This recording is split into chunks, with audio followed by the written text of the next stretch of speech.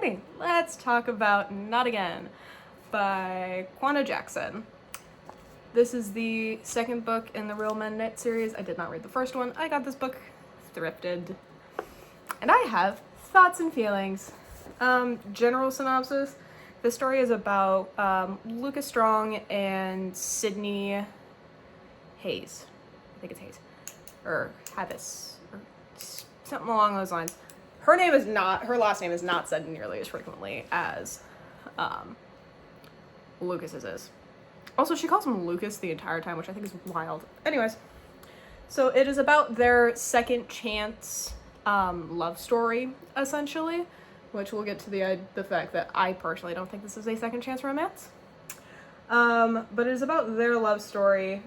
She is newly divorced, like, maybe a month, maybe like a couple of months. And she moves back to the town of Harlem to help out her ailing grandfather at his local laundromat. Lucas is a firefighter who is also assisting his brothers with the yarn store that his adopted mother ran before her death. It's been a year or so since her death by the point that the story starts. And it essentially takes us through their re-meeting with each other when she gets back into town, all the way up until they decide to become official. Like, not like married or anything like that. We do get inklings of that at the end of the epilogue, but still. So I have thoughts and opinions. I made a very small set of bookmarks, essentially, or little tabs that I'd be using for different things. And the blue one was for dumb shit. That would be things like, this plot point doesn't make a lot of sense. That would be things like, you are just dumb for thinking this, in response to a character.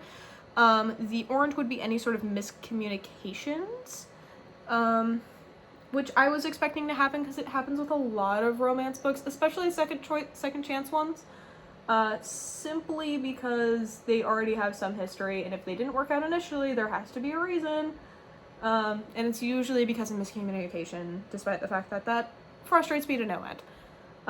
The next one are greens, which are just U's, which initially was just, this is just gross. An example of this is we later find out that Sydney's mother is a mistress, and she does not condone the fact that her daughter is being cheated on by her husband. And I sat there and went, ew, that's gross, so I made a new tab. Thing is, that just turned out to be any sort of red flag that either one of the characters decided to show, or any other, like, ew actions done by other characters. And then there were two other tabs that I did not get to use once. One was like a pinkish one, and she's a single mother. Usually when there's a single mother and there's a kid involved, the kid's cute. The kid's a central plot point. So I made sure that I made a tab for when the kid was cute. Kid is in this book maybe a total of 20 pages. Like, actively in scenes for maybe 20 pages, which is so frustrating because you're gonna give me a second chance romance with a kid involved, and you're not gonna have the kid being cute. You're not gonna have that be a central plot point. What are you doing, baby? So that was really frustrating. And the other one was a light blue one for anything that was squeal worthy. Anything that made me blush, giggle, kick my feet. I didn't get to use that a single time in this entire book. I might have, with some of the things said, if I did not have the context of the entire story behind it, which was so frustrating. So let's dig into a little bit. I'm not gonna give a beat by beat, like, breakdown of this thing, because despite the fact that I read this in 2 days, I don't remember that much. I do remember being very frustrated most of the time. So let's start off with the relationship of the two main characters, just kind of how it evolves and how they misstep so many times. So like I said, miscommunication was going to be a thing, and the main issue is the fact that Lucas made it very clear that he liked Sydney when they were in school. He just didn't do it verbally, which meant that Sydney just kind of, like, brushed off his advances and, like, thought he was playing, like, a cat and mouse game with her, despite the fact that that's not at all what was happening. He was being a lovesick puppy, and she was just kind of being a bitch. She just did not give him the time of day, did not pay attention to him, and yeah, he could have been a little bit more forward and could have been like, hey, I like you, I want to date you, but he didn't do that. And that becomes kind of a big issue, because it's like, you could have just the plot could have not existed if the two of them just talked to each other.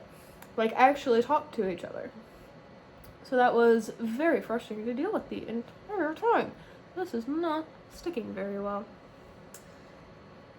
Anyways, so when they initially, like, interact with each other again, they are outwardly hostile to each other, which I think is wild.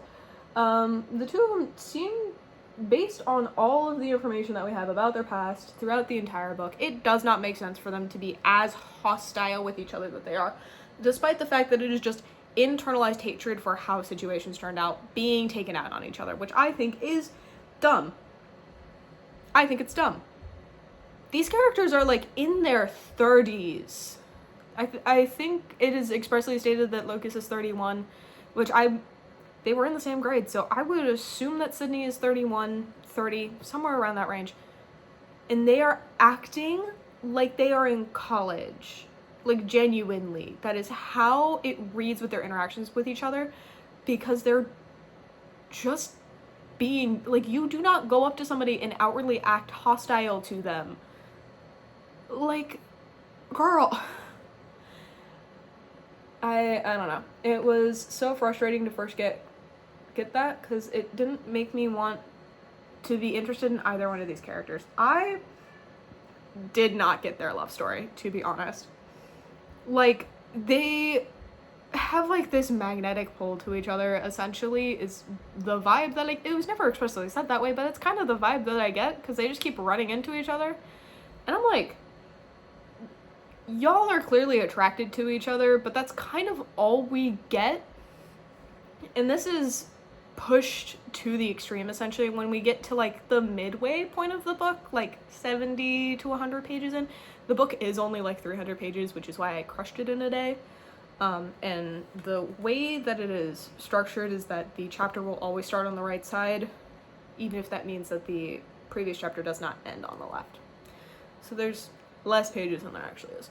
But at the midway point, we get to the beginning of their romance plot, essentially, and it happens because Sydney's friend Kate, who I'm gonna go into all the characters at some point and kind of give you a lowdown on why I didn't really like any of the characters after we finish talking about their romance, if you want to call it that. I really wouldn't. Anyways, so Kate takes Sydney out on the town. They end up at a club that is having a charity auction, which is essentially a sell a date with the firemen. And Kate ends up winning Lucas's package. Figuratively, not literally. His package is literally a 1-hour knitting session. Anyway, she wins it and she gives it to Sydney because she is, as most of the town is, to be frank, so done with seeing the two of them pine for each other. Despite the fact that that's really only ever told to us and not really expressed through actions, which is, you know, totally fine and totally how you do a book. Thing is, Sydney does not, like, cash in on that package for a while, but it gets them in the same place, and it leads to, out of jealousy on both of their parts, going to a hotel together and hooking up the entire night, having multiple rounds and all that stuff. There is spice in the book. It is very low spice. I think that there is one scene and then, like, hints at a bunch of stuff happening off page. There's not a lot, which is fine. It's not the reason that I got the book. I got the book because I wanted a fluffy romance. Which it does kind of succeed at being just a standard run-of-the-mill fluffy not the point. Anyways. On both of their parts, jealousy leading to them hooking up. She sees him get cornered by a couple of girls, and he just kind of goes, you know what, I might just do this, because this girl I've been pining over my entire life is literally giving me nothing, and I've been holding out hope for years, despite the fact that she got married and had a kid. Ugh. He wasn't, like, holding out hope that she would come back for him necessarily, but, like, secretly, he never really gave up on her. At least that's kind of how it reads by the time that you get to that point. So, she takes him away from a couple of girls, she heads outside, and then a couple of guys are leering at her, and he tells them to back off. And then they go to a hotel and they spend the night together. She makes it so clear to him that this is not going to happen again. And he respects the boundary. And she gets upset at him for respecting the boundary. They're regularly. I think Lucas has done almost nothing wrong in this book, despite being kind of an angry dude, but never to Sydney. Ever. Like, he's got issues, but he's not the bad guy. And I feel like there are times where he's written to be like, oh, he's wrong in this situation. And I'm just kind of like, no, not really. But we'll get to that. We'll get to a very specific point about that.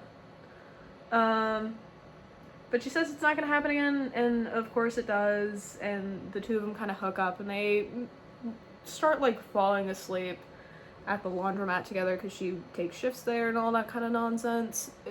Like I said, the kid is so barely in this. He does interact with her kid occasionally. But they kind of have this, like, non-committal, no, like, labels type of relationship for most of the book, which is fine for most people, but I'm like, you're giving me a second chance romance, and all I'm seeing is non-committal sex. And I'm not even seeing it. I'm hearing about it. I'm just getting told that there is non-committal sex happening. I will say they do have a couple of, like, relationship building moments, which is just trauma dumping on each other.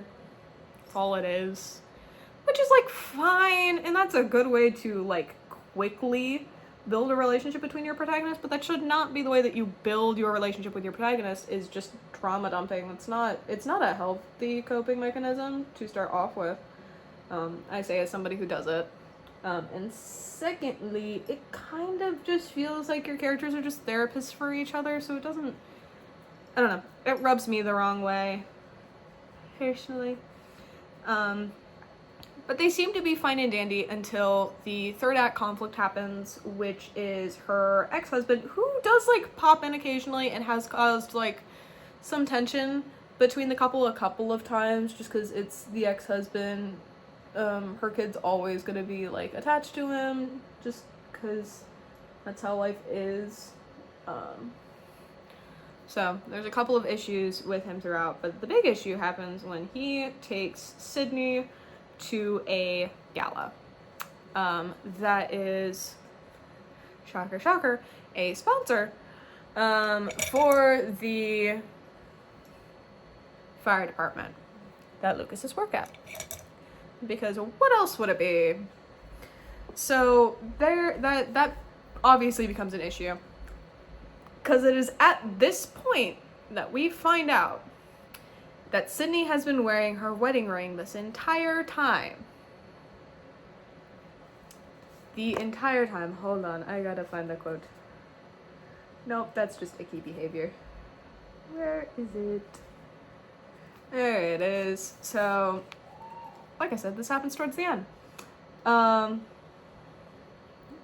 He goes, okay, he says, now maybe this one is a little easier if you don't still have feelings for him or dreams of this perfect family.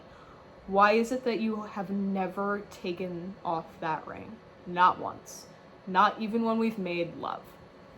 This happens 20 pages before the book ends. We find out the entire time that the two of them have been hooking up, the entire time that they've been spending nights at the laundromat, every time that they have screwed, she is not taking off her wedding band once. Not once. I'm sorry. He has every right to be upset with her after that.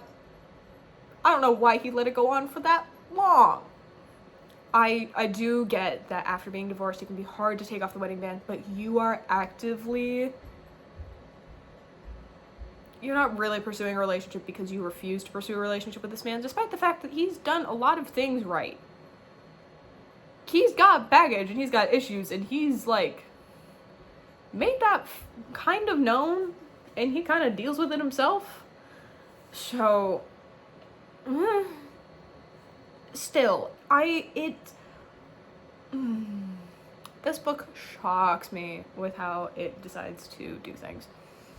So we find this out so close to the end. The thing is, they're fine, because of course they are. He's just kind of like, oh my god, I'm so dumb. And she's like, no, I'm so dumb. That is the thing. There is a lot of like, oh my god, I've made a mistake, and then trying to rectify the mistake, and then making another mistake. It happens very frequently throughout this entire book. And it's so very frustrating. Because it feels like the same problems on repeat, despite the fact, actually no it is, because the same problem is, I don't know if I want to be with you, so I'm not going to be around you. That's mostly from Sydney, and Lucas is a lot like, it's clear you don't want to be around me, I'm going to hold the boundary that you gave me. Oh my god, it's so frustrating. So, there are just a lot of issues with the coupling itself. It does seem to get to a fine place by the end of it where they might work out, because it's like, okay, we're gonna take things slow. I do want to be with you. They do say that they love each other, which trauma bonding, I think, is the main reason. Which is fine, I guess. There's no glitter on this. I don't know if I'm gonna do glitter. Anyways, so that's kind of where their essentially storylines ends. They live happily ever after. They do allude to getting married. She says that she designs a engagement ring for him. So yeah, let's get into the characters individually. So Lucas, I do have issues with Lucas as a character, because throughout the entire book it is expressly told to us multiple times that he's just kind of been a jerk recently, and he is not who he usually is. Like, he's still putting on the facade of being this like last Boy Scout. That last Boy Scout is said so many times in this book. That is his like trope that he falls into, essentially. That's his persona. He's the last Boy Scout, which means he's just a goody two shoes. That's what it's supposed to mean, at least, which is like, fine, okay, fine, you're Mr. Goody Two Shoes, great for you. But, like, we don't see this. We see him actively screwing up on his job. We see him being, like, kind of jealous and overbearing. He's, like, an ass to his family members. And it's, like, he keeps saying it's so out of character for him, but we don't see him before Mama Joy's death, which is his adopted mother. So we don't really know. And he's constantly like, I'm just such a screw up. Like, he goes on about how he's like, he's supposed to be perfect, but he's obviously such a screw up. And I'm like, you have a stable career, you're helping out your family. He is just a bag of contradictions, and it's so difficult to read because he is a bag of contradictions. And I'm just kind of like, okay, so what is it? Are you the perfect son? Are you not the perfect son? Are you, like, is this all, like, how much of it is a facade? How much of it isn't? So that's really frustrating to deal with the entire time. I might have blended that too much. Anyways. So, yeah. And he also has a lot of trauma because his birth mother died because of an action that he took at age 9, which he should not be faulted for. And then his adoptive mother died because he was at work and he couldn't save her. Which he also should not take any sort of, like, burden for, but he does, because that is his character. His character is, I take the burden of everything. He was the oldest until he was adopted, so he has a younger biological brother, half brother, I think technically, that he adores, loves, all standard things. So he just feels super guilty, which, like, I get and I understand, but he's been in therapy for years. This is still stuff that he hasn't really figured out. He hasn't told it to a lot of people, but then he just spouts it out to Sydney, and then he seems to be better. Not fine. We do see that it's not an insta-fix, which I am very glad about. I was so concerned that it was going to be an insta-fix by the time we got towards the end of the book, and I was like, oh no, don't do this to me. You do not get insta-fixed by sex. That is not... The pussy is not that magical. So he's got issues, and he continues to have issues. And like I said, he has, like, slight anger management issues as we go through the book. And I'm just kind of like, what the fuck? That's gross. Don't do that. And then we have Sydney. So, like I said, she is a stay-at-home mom, or was a stay-at-home mom. She's obviously not anymore. And her whole thing is keeping up images, essentially. That's kind of her storyline, is finally letting go of the need to keep preconceived notions alive, which is, like, a good story. That is a good plot line. A-okay. It just doesn't happen until the very end, and it just kind of happened suddenly, too. Like, she finally, like, Lucas talks enough sense into her, and she's like, yeah, you know what, you're right. I need to stop playing these roles that don't exist anymore. And there is a consistent repeat pattern of, I am a mother, I should not be acting like this, in reference to, like, screwing around with Lucas. Which, like, yeah, probably. You have a 9-year-old kid who you need to be focusing on, not hooking up with your childhood crush. Not wrong. And the thing is, she puts such an emphasis on being a mother, but we don't see her being a mother almost ever. I think like I said, there are 2, maybe 3 scenes with her child in it. She thinks about Remy a lot, but for it being a single mother ex-firefighter story, which I have read before, actually, come to think of it, there's not much of an emphasis on her being a single mother, which is frustrating for me, because I kind of would have liked to see a little bit more of that, especially because she moved back to Harlem for her daughter's happiness, and she's just not a big focus. So Sydney just has a lot going on, and a lot of it is, I need to act this way because I do. Because this is the life that I have. And it does make sense because her mother raised her to be that way, to live into certain roles and live up to all of that. Which is how I'm going to segue into talking about the mother. Sydney's mother is not a very prevalent character. She is very much a minor antagonist. But, oh my god. I introduced the green tabs specifically for Sydney's mother. So, Sydney gets cheated on. It's why she divorces her husband. That and the fact that, whoa. Sorry, I'm blanking so hard now. Also the fact that Remy was actively changing and starting to walk on eggshells around her dad, and she didn't want that for her kid. But we find out, after knowing that, I think it's Evangeline, I think is her mother? Yes, Evangeline. Evangeline is very much about keeping up appearances. She wanted her daughter to do well, to get out of Harlem, all of these things. And we learn, when she's like, I can't complain to my mother about it because she would want me to keep up this facade. On page 80, it literally goes, the wild thing was, Sydney knew her mother was the last person she could complain to about Red and his other women, her being a long-time mistress herself. Sid would get no sympathy, but to be told to stay in it and bear it. not move an inch, just as Mr. Wiley's wife had and is still doing. We are not meant to like Evangeline. We're not meant to. It's made clear throughout the entire thing that we're not supposed to like this woman, and I do not understand why Sid continues to keep her in her life. I know, I'm saying this as an outside perspective. I'm also saying this as someone who refuses to cut out a family member of their own.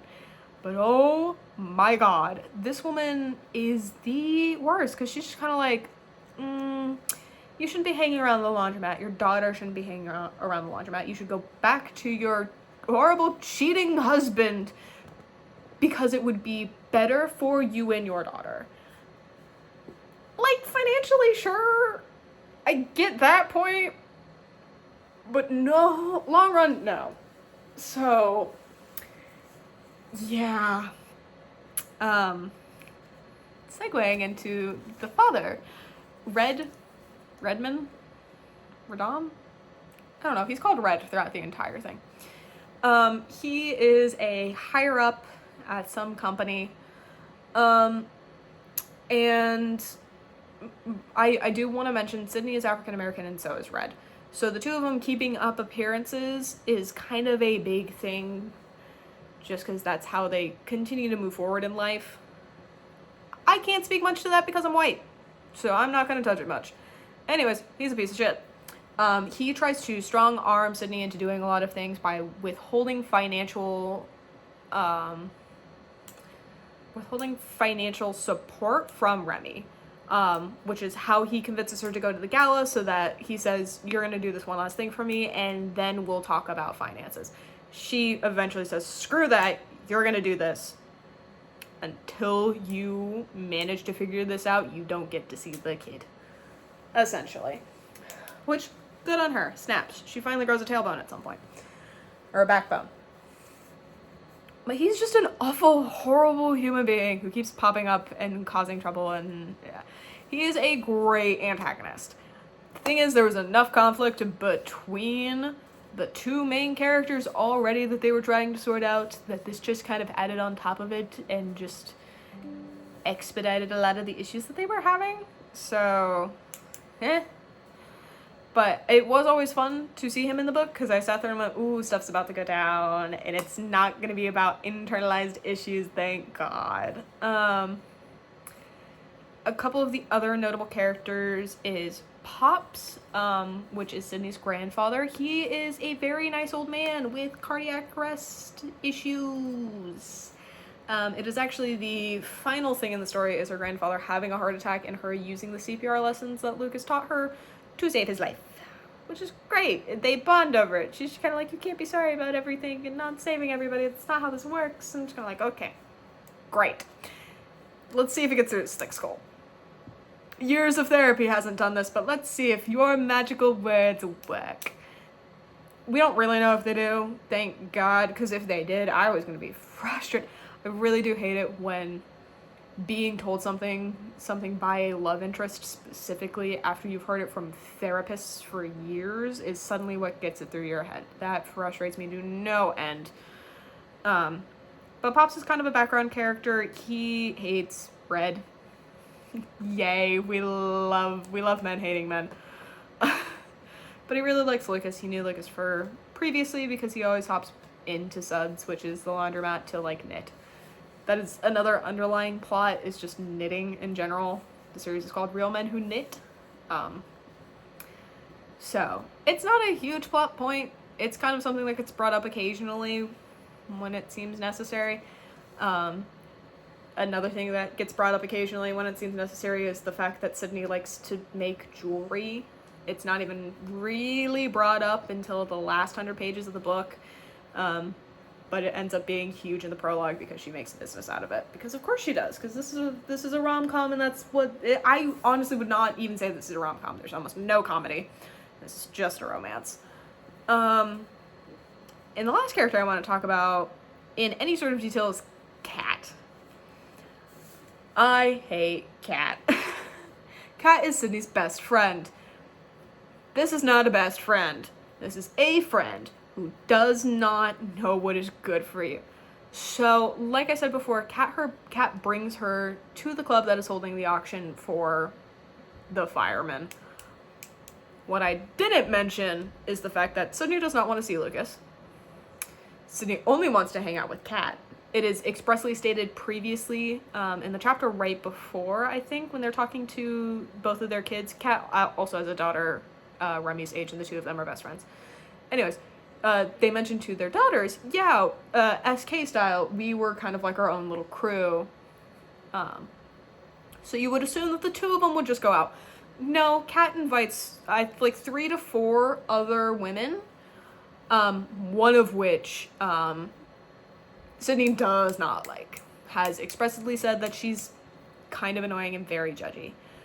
And Kat agrees, but she's Maria's third tit. Like, we can't, they're a package deal. They're like us. Which is fine and all. But this is the first time Sydney has gone out since coming home. And you decide to spring on her all of these people that she doesn't really want to hang out with, who then proceed to, jab and bully her, which you laugh at, too. About a crush from high school. That is not a friend. That is... And she even, Sydney even makes a comment at the very beginning of the book about her friends from, Gatekeep or whatever. Gatekeep, Gaslight, Girl Boss. The gated community that she lived in D.C. Saying it was her mistake of mistaking acquaintances as friends. And I'm just kind of feels like he did the same thing with Kat. It rubbed me the wrong way. Does Kat pull through? And a couple of other times, sort of, we don't get a lot of Kat after this initial thing, which was really frustrating because I'm yes, Kat would be a wonderful person for her to talk to about all of her issues with Lucas and have strong female friends. I want a book with strong female friends, and that doesn't happen, and it frustrates me. A couple of the other characters are the rest of the Strong brothers, which is Jesse, who I think is the protagonist of the first book because we hear a lot about him and Carrie. I'm gonna talk about a couple of those scenes in a second. Noah, who is biologically related to Lucas, and then Damien, who I think is the oldest. So about Jesse and Carrie. Like I said, I think they're the protagonists of the first book. I'm not positive. But literally any time that she enters a room, there's comments about, oh yeah, she has all of us twisted around her finger, we'd do anything for her. And there is even a comment at one point being haha, look at you with your little harem by one of Carrie's friends. And I'm low-key, anytime you enter the picture, does kind of seem like that. Kind of does. And I'm this is so weird. It very much does feel like at one point, Carrie could have just slept with all the brothers and it would have been fine. If not for the fact that Jesse is super jealous. So... yeah, I don't know. But it's very, very weird. So, this... not again, I am most certainly giving 2 stars. It is not bad. I've read bad books. This is not a bad... it's just not good. The romance is mediocre. The smut is, like I said, non-existent and not super well written either. Following the internal dialogue of the characters is also very difficult. And internal dialogue of the characters is most of the book. It is told in third person, but it does sort of have dual POVs still, with the internal thoughts of the 2 characters shifting. This will be marked at either beginnings of chapters or after page breaks. And usually the next section will have the first couple of words all capitalized to show that this is a switch in character focus. So you get a lot of internal thoughts, which is fine when they're not jumping between 2 status points. I like him, I shouldn't. I like him, I shouldn't. Over and over and over again for the entirety of the book. So, like I said, it's a little difficult to read. The first couple chapters are very hard to understand because we're getting alluded to things that have already happened but have not been told in the story yet. So it's like, what are we talking about? What are we talking about? Like, it's so frustrating. I think it takes a bit for us to actually find out that Red cheated, if I'm remembering correctly. But yeah. There's also like a couple of really weird things about Lucas in general, like comments that are made to him specifically, like women drool over him. Like I mentioned in the jealousy scene, two women are just kind of like, oh, you look like you take care of both of us. There's